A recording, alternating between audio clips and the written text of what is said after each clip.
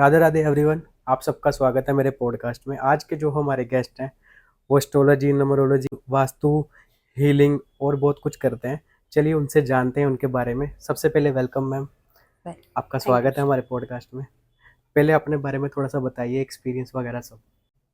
नमस्कार दोस्तों, मैं हूं एस्ट्रोलॉजर वसुधा शर्मा कपूर।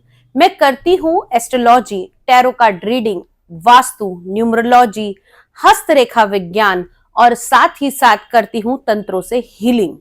तो अगर आपके जीवन में भी कोई ऐसी समस्या है और हीलिंग कराना चाहते हैं तो मुझसे संपर्क कर सकते हैं। ओके, आपका एक्सपीरियंस टोटल कितना है? मेरे को ऋतिक जी इस फील्ड के अंदर 15 साल से अधिक हो गए हैं। ये सारी फील्ड्स में 15 साल हाँ ऑलमोस्ट जी, आपको हो गए हाँ हैं। जी। सबसे पहले क्वेश्चन मेरा ये है कि ओकल्ट साइंस ये क्या होता है और इसके अंदर तंत्र विद्या और ब्लैक मैजिक भी आता है? देखिए, सबसे पहले ये जानने की जरूरत है ऑकल्ट साइंस कहा किसे गया। ऑकल्ट साइंस यानी कि एक गुप्त विज्ञान, एक ऐसा साइंस जो उजागर नहीं है लेकिन यहां पहले से है।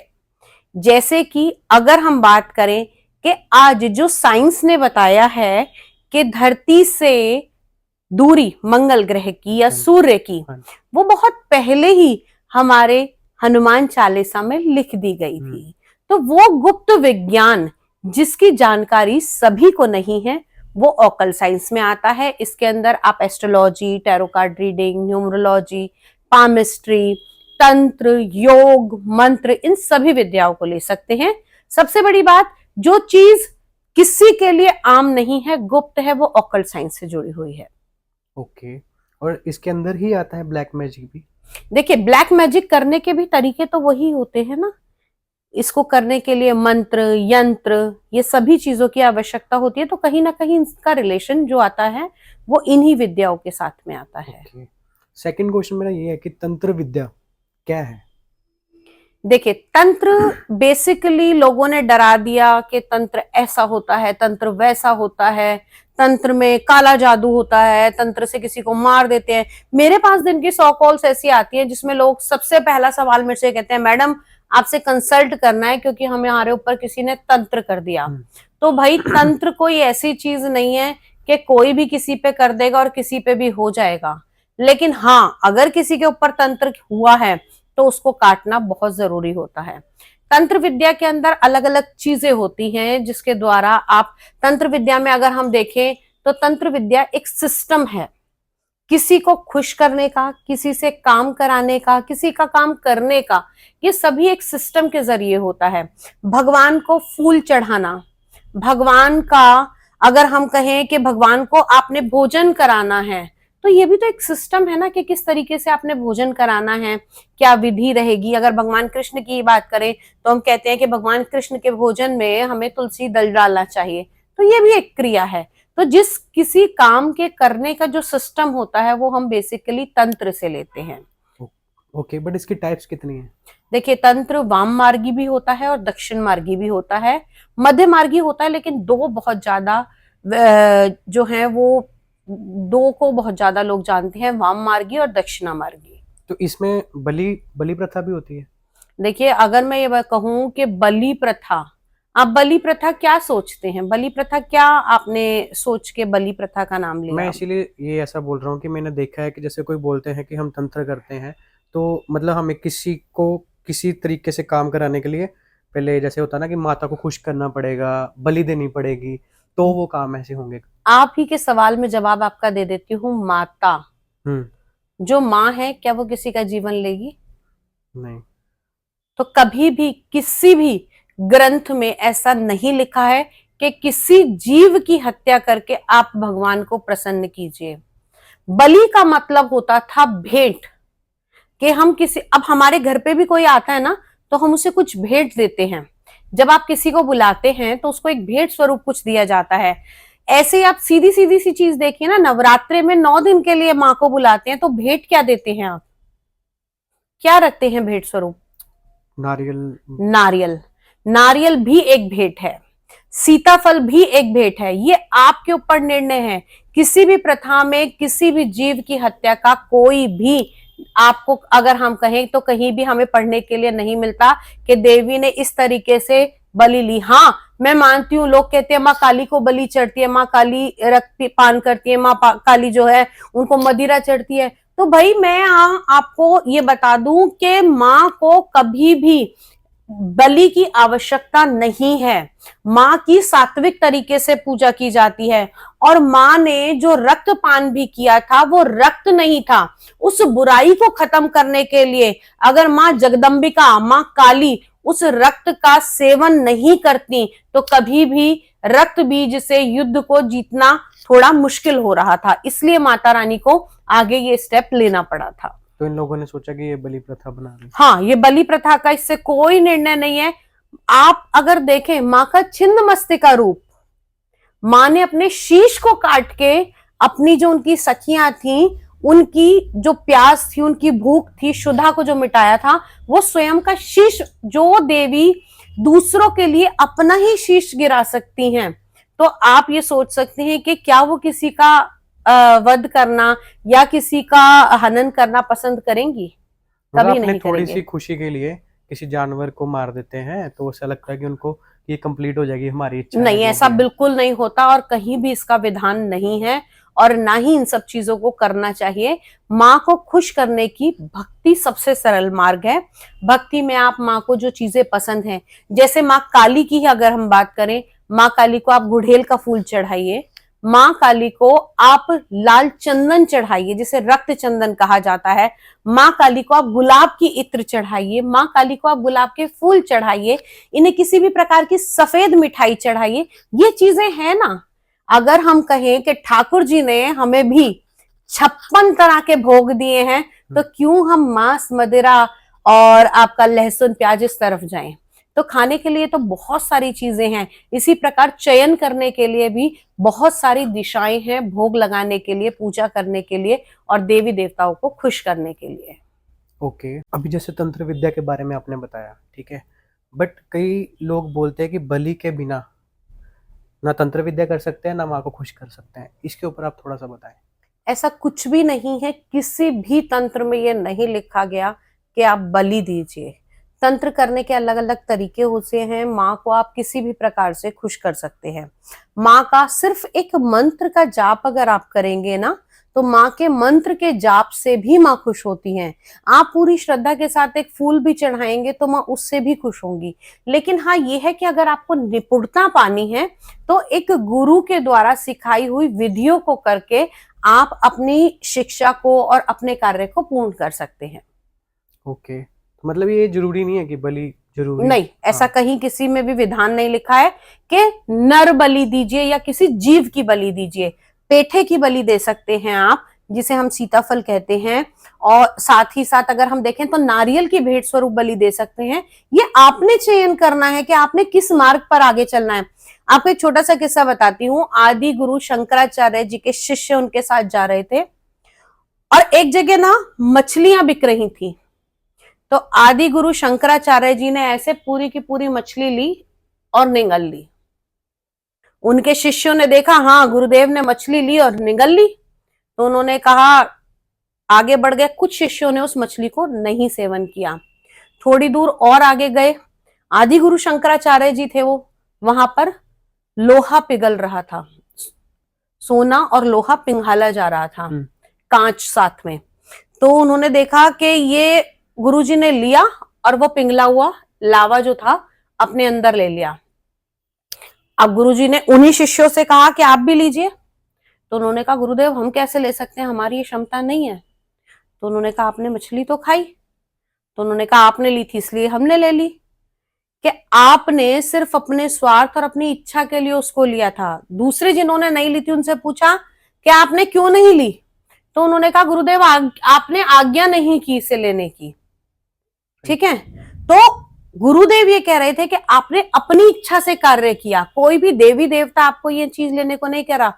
और आदि गुरु शंकराचार्य जी ने जैसे पूरी की पूरी निगली थी वैसे की पूरी पूरी निकाल के जिंदा और उसको वापस जीवन दान दे दिया। तो ये आप निर्णय करेंगे कि किस विधि से, किस पूजन से आप अपनी भक्ति को करेंगे। मैं करती हूँ, मैं सात्विक तरीके से करती हूँ।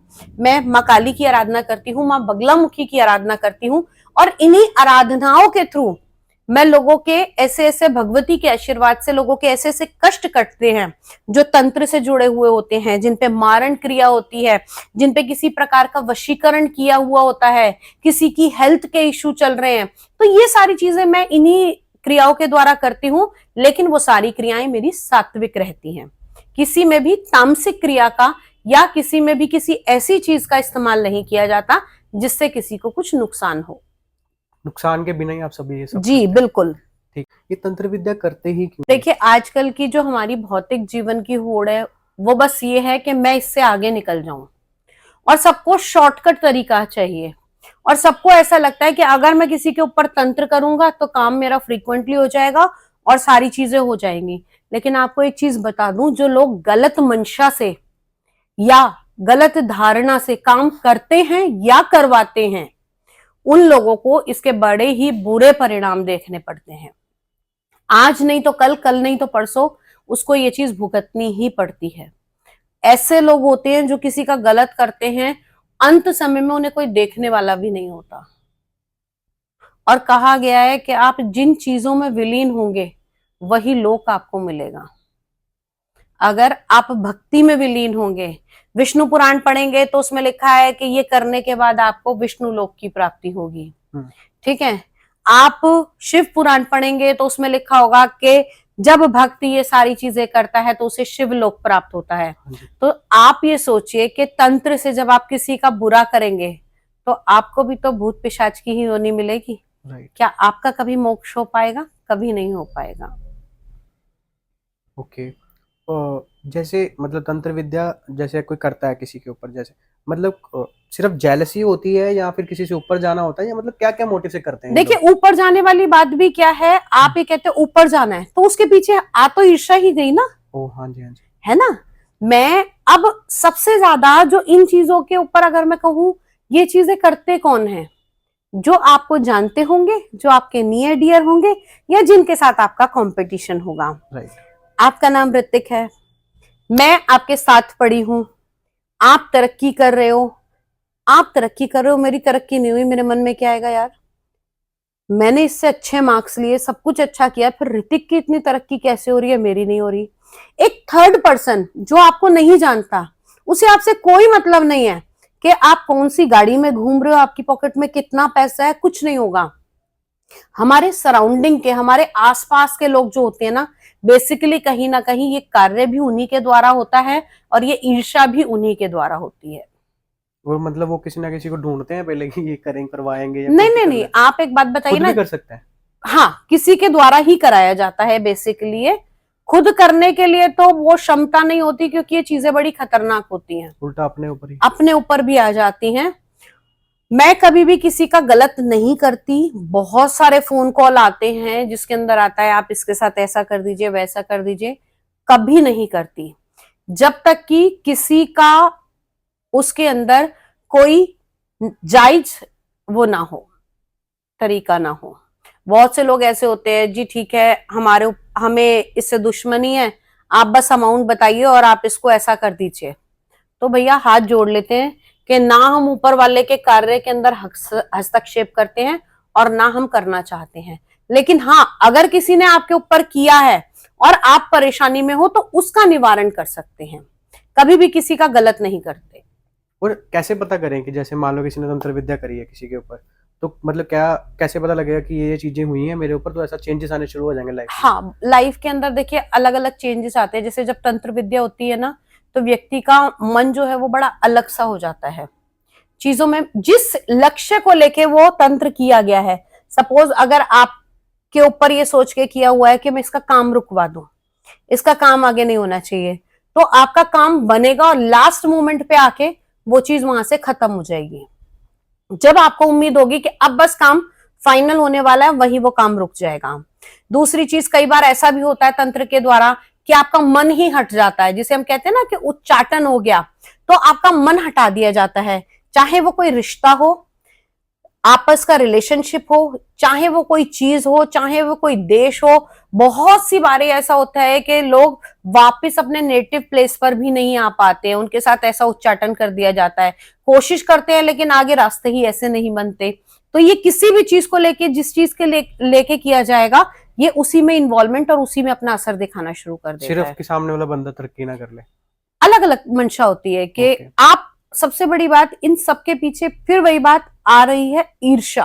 राइट। चाहे वो तरक्की है, चाहे वो किसी रिलेशनशिप में। अब मेरे पास बहुत सारे ऐसे नए नए बच्चों के फोन आते हैं कि मेरा इसके साथ ब्रेकअप हो गया, आप ऐसा कर दो कि वो जिसके साथ में है वो उसको छोड़ दे और मेरे पास आ जाए, या भाई उसने किसी और लड़की से शादी कर ली या लड़के से शादी कर ली, आप ऐसा करो कि वो वापस मेरे पास आ जाए। लोग ऐसे ऐसे भी फोन कॉल करते हैं, वशीकरण करके, हाँ, रिलेशनशिप में वशीकरण करके। मतलब बहुत ही अनोइंग सी चीजें देखने को आजकल मिल रही है, क्योंकि लोगों को मिल रहा है कि बहुत इजी वे है, आप कुछ भी कराइए, सामने वाले को अपने ट्रैप में लीजिए, अपना मकसद हासिल कीजिए और आगे निकल जाइए। लेकिन वास्तव में ये ठीक नहीं है और ना ही ऐसा करना चाहिए। ओके, बट अभी ये है कि जैसे किसी ने कर दिया है, हमें तो पता नहीं लगेगा किसने किया है, ठीक है, हमारे फ्रेंड सर्कल में हो सकते हैं, रिलेटिव्स में हो सकते हैं, बाहर कहीं हो सकते हैं। मैंने कहा ना ऋतिक जी, नियर डियर ही ज्यादा होते हैं, जो हमें, जो आपको जानेगा वही आपके ऊपर करेगा। अननोन व्यक्ति तो आपके ऊपर नहीं करेगा। अननोन तब होता है जब ऐसे किसी रास्ते से जा रहे हैं, चौराहे पे पैर पड़ गया, या किसी ने अपना उतारा करके रखा हुआ है, आप उसके चपेट में आ गए, जैसे वो झाड़ू जुड़ू खिला देते हैं। हाँ, वो अलग अलग तरीके होते हैं कि किसी ने कुछ अपना उतारा, अननोन तरीके से उसने बाहर फेंक दिया, आप उस पे से निकले तो आपके ऊपर आ गया, या आपके तरफ फेंक दिया। जो इंटेंशनली आपको सोच के करेगा वो तो पर्टिकुलर आपके लिए ही करवाया जाएगा। ऐसा जरूरी नहीं है कि हर बार तंत्र कराया ही जाता है, कई बार ऐसा होता है किसी दूसरे का आपको भुगतना पड़ता है। तो ऐसी चीजें भी बहुत देखने को मिली है। मेरी एक ऐसी ही प्रैक्टिस थी, प्रैक्टिस के बीच में एक केस आया था मेरे पास। एक छोटी सी बच्ची थी, 12-13 साल की लड़की थी, जबकि उसका इन चीजों से कहीं दूर दूर तक कोई रिलेशन नहीं था, लेकिन किसी ने अपनी की हुई चीज सिर्फ चौराहे पर रखी हुई थी, यही दिवाली के टाइम ही थे, वो बच्ची वहां से निकल रही थी, अनजाने में उसने ध्यान नहीं दिया, कुछ ऐसा हुआ कि उसका पैर उसके ऊपर से पड़ गया और वो चीज जिसने उतारी थी उस पे से उतर के उसके ऊपर हावी हो गई, और वो बच्ची बहुत ज्यादा उसने सफर किया था। और जब हमारे पास आई थी तो भगवती की कृपा से उसकी सारी चीजों को, क्योंकि मैं कभी भी ना चीजों को हटा के दूसरी तरफ नहीं डाइवर्ट करती हूँ, उन चीजों की मोक्ष होना चाहिए, उन चीजों की मुक्ति होनी चाहिए, तो वो भगवान में समर्पित करा देना ज्यादा बेटर रहता है। ओके, बट जी जो भी हमारे ऊपर करते हैं, तो अब ये क्वेश्चन है, अपने आप को सेव कैसे करें? किसी ने कर दिया तो भी कैसे करें अपने आप? देखिए, अलग अलग तरीके होते हैं। एक तो तरीका होता है कि आप सीधा सीधा नमक वार के आप फेंक सकते हैं। राइट। दूसरी चीज ऐसा होता है कि आपके घर में उतारा भी किया जाता है, जिसे हम जल प्रवाह करना है हमने, क्योंकि माँ गंगा, यमुना, नदियों के अंदर वो शक्ति है कि वो कुछ भी चीज को अपने अंदर समाहित कर सकती हैं। गंगा को मोक्षदायिनी कहा गया है। पितरों का भी तर्पण गंगा के द्वारा ही किया जाता है ना, तो गंगा को मोक्षदायिनी किया जाता है। यमुना जी में स्वयं भगवान कृष्ण जी पहुंचे थे, उन्होंने उन्हें छुआ था, तो जमुना जी वो अपने आप में बहुत पवित्र हैं। तो नदियों में जाके इन्हें प्रवाहित किया जा सकता है। इन चीजों को अग्नि में भस्मीभूत किया जा सकता है, क्योंकि कोई भी चीज होती है जब उसे जला दिया जाता है तो वो शून्य हो जाती है, भस्म हो जाती है, खत्म हो जाती है। तो ऐसे इस प्रकार से भी किया जा सकता है। और दूसरी चीज, जैसे आपने कहा कि इनको हम खुद कैसे कर सकते हैं, नॉर्मल तरीका तो यही हुआ कि नजर उतार ली, घर के अंदर पाठ कर लिया। हाँ, आप अगर तंत्रोक्त तरीके नहीं जानते तो आप सात्विक में जाइए, आप हनुमान चालीसा का पाठ कीजिए, आप रामायण का पाठ कीजिए, भगवान नरसिंह की उपासना कीजिए। भगवान नरसिंह और हनुमान जी की उपासना करने वाले को डाकनी, शाकनी, यक्ष, गंधर्व, भूत, पिशाद, ब्रह्म, बेताल, राक्षस, इन सभी को हटाने की शक्ति इनके पास है। तो आप भगवान नरसिंह के कुछ विशेष मंत्र होते हैं, आप उनका जाप कर सकते हैं, नरसिंह कवच का पाठ कर सकते हैं, आप हनुमान चालीसा का पाठ कर सकते हैं। ऐसे ही थोड़ी कहा गया है कि भूत पिशाच निकट नहीं आवे, महावीर जब नाम सुनावे। जिनके नाम से ही ये सारी चीजें कोसों दूर भाग जाती हैं। तो हमें जाना चाहिए ना, सनातन धर्म में जाना चाहिए, अध्यात्म में जाना चाहिए। क्यों आपको किसी का उतारा ही करना है, क्यों किसी का वशीकरण ही करना है? लेकिन हाँ, अगर आप इन सब की चपेट में आ गए हैं, किसी ने आपके ऊपर ऐसा कर दिया है, तो फिर आपको देर नहीं करनी चाहिए, फिर आपको इसे रिमूव ही कराना चाहिए। ओके। जैसे मान लो कोई नरसिंह आरती भी करता है, नरसिंह भगवान को भी पूजा करता है, हनुमान जी को भी मानता है, तो मतलब उसके ऊपर ये चीजें नहीं आएंगी? देखिए बहुत कम असर होता है इन चीजों का, ठीक है ना। अगर कोई इंटेंशनली आपको, सपोज मैं पूरी प्रिकॉशन ले रही हूं, लेकिन अगर किसी ने कोविड का खाया हुआ खाना या कोविड की छुई हुई चीज आपको दे दी, तो कहीं ना कहीं आपकी इम्यूनिटी तो स्ट्रांग है, आपको बहुत एक्सट्रीम लेवल पर जाकर वो असर नहीं देगी, लेकिन कहीं ना कहीं थोड़ा असर तो होगा।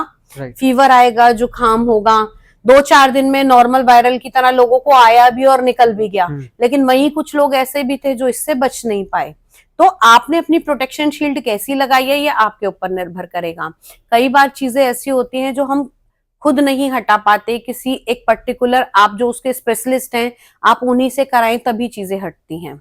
जैसे आपने देखा है ना कि अगर हमारे घर के अंदर कुछ इलेक्ट्रिक की चीजें खराब होती हैं तो हम क्या करते हैं, छोटा मोटा काम होता है हम खुद कर लेते हैं कि यार क्या इलेक्ट्रिशियन को बुलाना, लेकिन अगर हमें पता है कि इस वायर के अंदर कहीं ना कहीं कोई शॉर्ट है जो आगे नुकसान दे सकती है या आग लग सकती है, तो आप क्या करोगे, आप देर करोगे नहीं, इलेक्ट्रिशियन को बुलाएंगे, उस चीज के परफेक्शनिस्ट को बुलाएंगे। यही काम तंत्र उतारने वाले और तंत्र करने वालों के होते हैं। जो कहीं से भी बैठ के आपके ऊपर तंत्र कर सकता है, तो दूसरा व्यक्ति कहीं से भी बैठ के आपका तंत्र उतार भी सकता है। तो हमें मतलब कैसे पता लगेगा कि सामने वाला पर्सन सही है, इससे हमें ये काम करवाना चाहिए? मतलब हो सकता है वो भी हमसे ज्यादा पैसे ले ले या फिर ज्यादा मतलब यूज कर ले। देखिए जहां आप फोन पे बात करते हैं ना, वहां आपको पता लग जाता है कि कहाँ पे कितना पैसा है। मानती हूँ कोई भी क्रिया होती है उसके अंदर, अगर मैंने बोला आपसे कि सात्विक तरीके से ही चलना है, तो सात्विक समान भी एक आता है, एक क्रिया होती है उसका भी समान आता है। सपोज आप मेरे पास फोन करेंगे, मैं आपको बोलती हूँ कि आपने मुझे बोला कि मुझे ये काम कराना है, जेन्युइन सी अगर मैंने आपको बोला कि आपका काम 21 दिन में होगा, 11 दिन में होगा, तो आपका जो सात्विक तरीके से कोई हवन जाएगा, पूजा जाएगी, सामग्री वो भी आएगी। एक नॉमिनल अमाउंट किसी भी चीज का वो जायज है। हाँ जी, हाँ जी। और एक्सट्रीम लेकर अगर कोई जाता है तो थोड़ा सा सावधान। मतलब एक होता है ना, डरा देते हैं उसको, नहीं तेरे ऊपर ये है वो। बहुत सारे लोगों के ऐसे फोन भी आते हैं हमारे पास जहां लोगों ने लाखों लाखों रुपए लिए, किसी का नाम मैं यहाँ पर नहीं बोलूंगी, और उसके बाद फोन उठाने उनके बंद कर दिए और लोग परेशान हैं। कई बार ऐसा है कि चीज नहीं भी है तब भी उनको डरा दिया गया कि आप ये नहीं करोगे, आपको ये तो करवाना ही पड़ेगा, ये नहीं कराओगे तो फिर आपके घर में ऐसा हो जाएगा, आपको ऐसा हो जाएगा। तो बहुत से लोग ऐसा करते हैं।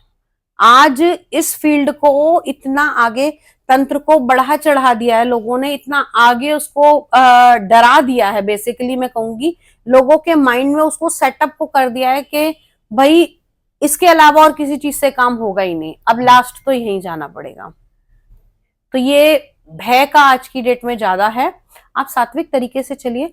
अगर आपकी कुंडली के अंदर योग होगा कि आपके ऊपर इस समय तंत्र हो सकता है, तभी आपके ऊपर तंत्र होगा। मैं आपको बताऊं, अगर कुंडली के अंदर योग नहीं है, उस समय ग्रह वीक नहीं है, आपका ऑरा वीक नहीं है, तो आप पे तंत्र भी नहीं होगा। मतलब ऑरा भी स्ट्रांग होना जरूरी है। बिल्कुल होना चाहिए। 4 लोग एक रास्ते से जा रहे हैं, अगर कहीं पे कोई क्रिया हो रखी है तो 4 दोस्तों में से सिर्फ एक के ऊपर ही असर क्यों आता है, या 2 के ऊपर ही असर ज्यादा क्यों आता है? जो चीज वीक होती है वो उसको पकड़ लेती है। ओके। जो स्पिरिचुअलिटी में है, जो मानता है, सब कुछ करता है। देखिए स्पिरिचुअलिटी का मैं ये भी नहीं कहूंगी कि आप सारा दिन बैठ के जाप कर रहे हैं, आप सारा दिन बैठ के भक्ति कर रहे हैं। अगर आपका हृदय साफ है, आप सच्चे हैं, आपके अंदर कोई छल कपट नहीं है, तो वो भी प्रभु भक्ति ही है। हमारी नीयत साफ है तो मतलब हम किसी का बुरा नहीं सोचते। बिल्कुल, अगर आप बुरा नहीं सोचते तो आपका बुरा नहीं होगा।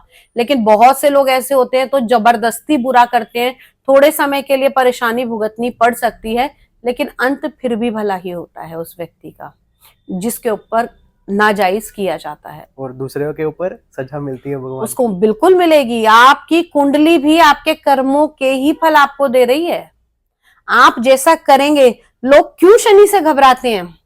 शनि से लोग कहते हैं ना कि इस पे 7.5 चल रही है, इस पे ढैया चल रही है, भैया शनि सवार हो गया है, शनिदेव को बदनाम करके रखा हुआ है। लेकिन वास्तव में शनि आपके कर्मों का नतीजा दे रहे हैं।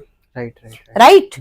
अगर आपने जैसे कर्म किए हैं उसके अनुसार आपको मापदंड मिलेगा। लोग तो ऐसे हैं जो शनि की 7.5 में फर्श से अर्श पे भी पहुंच जाते हैं। बहुत बड़े बड़े ऐसे नाम हैं।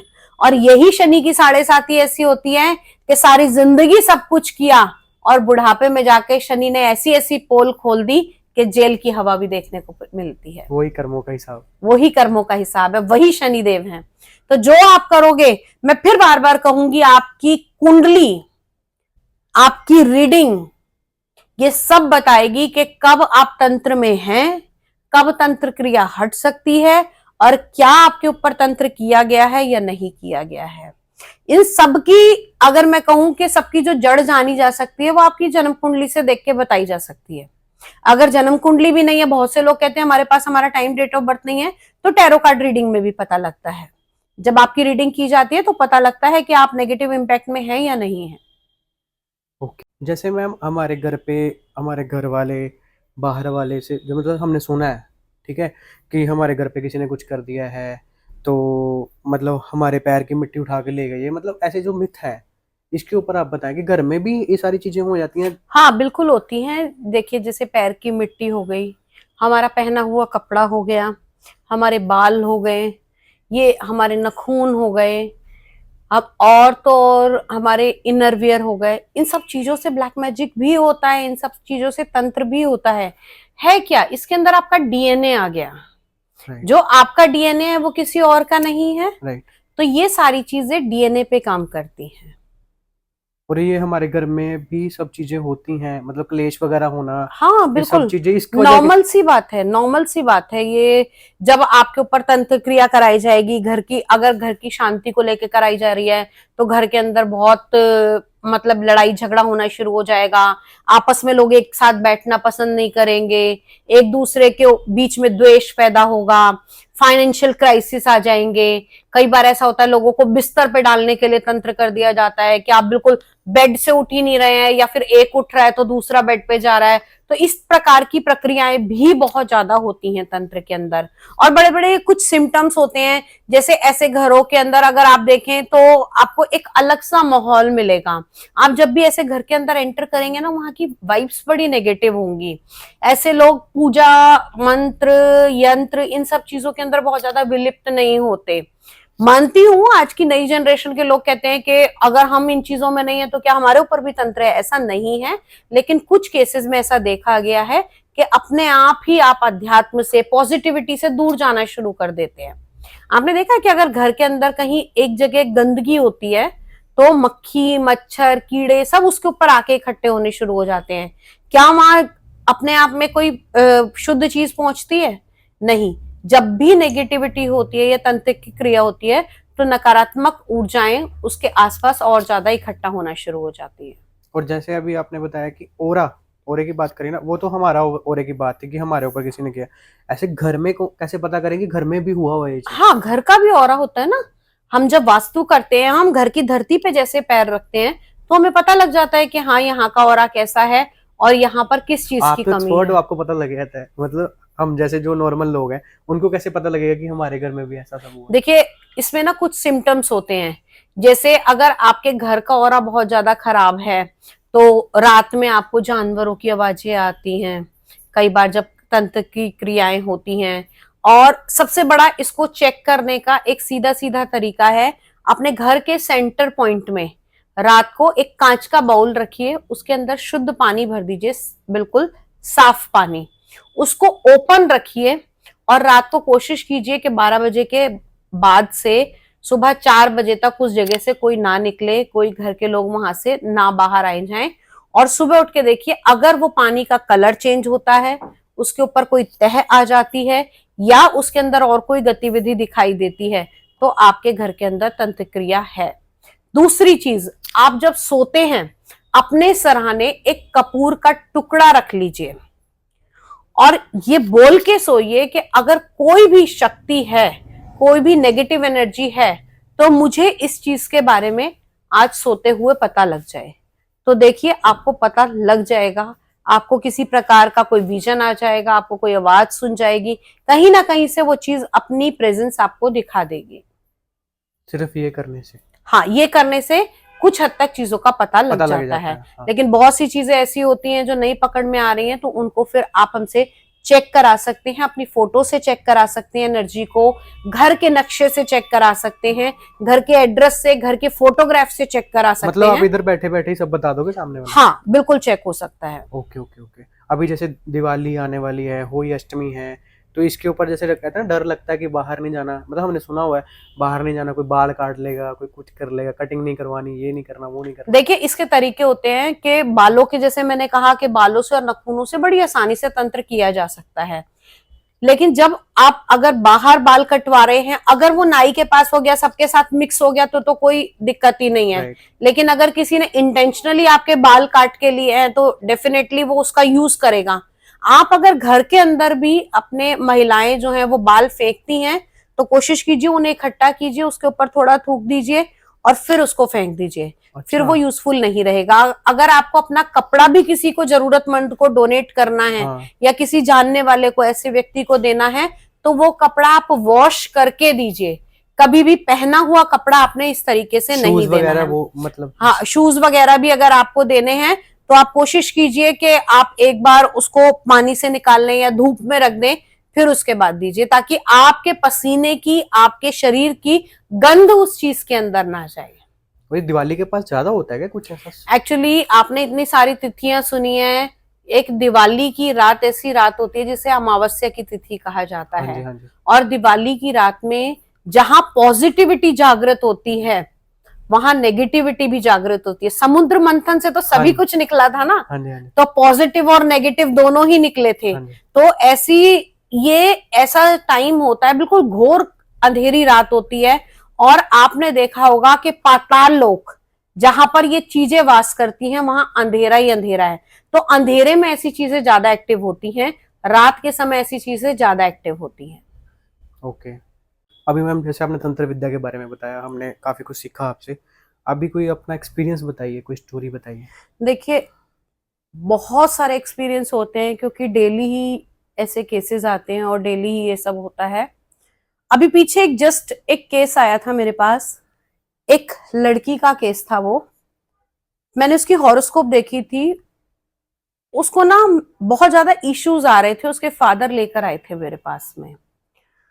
यहां पर किसी का भी नाम नहीं लूंगी, जर्नल है, रियल है। उस लड़की की हॉरोस्कोप देखी, बहुत सारी प्रॉब्लम्स थी। उसके बाद में सजेस्ट किया उसको, जो रेमेडियल पार्ट बन रहे थे वो हमने बताए।